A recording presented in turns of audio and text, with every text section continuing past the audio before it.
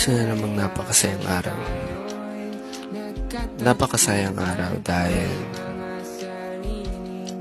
napuno ng kasiyahan ang oras na nilaan.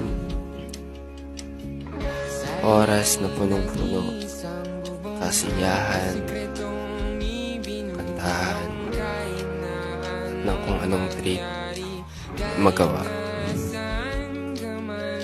Mayroon na namang istorya na may susulat sa libro ng aking buhay.